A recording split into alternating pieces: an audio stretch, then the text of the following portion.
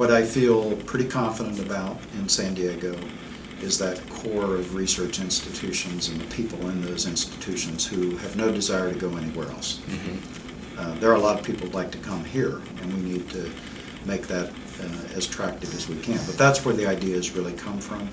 That's your core. That takes generations and decades to enable. We have that. Now the question is, can we get more innovation from those ideas and get more products that are moving towards commercialization than we've had in the past? And that'll take new financial models and new investment models. So figuring that out, I think, is where San Diego is, and we're working very hard to do that.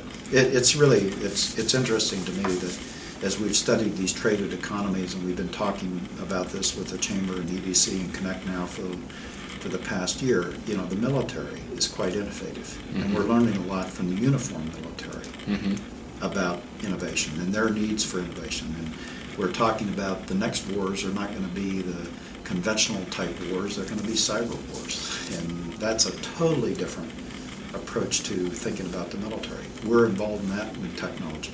You think about the tourism and convention business and how the technology attractions that cause people to come here and the convenience that we create by having communications all over the convention center and the airport.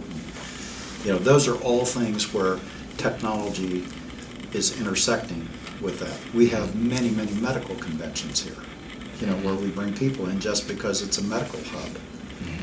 So they're interconnected. And what is the biggest threat to San Diego's continued innovation approach? What do you think we have to be worried about? I think the financial model, the venture to public equity market is closed.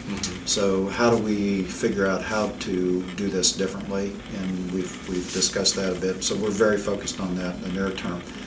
I think in the long term, it's back to this: how do you make products for the other 6.7 billion people, and stop thinking if I make it for America?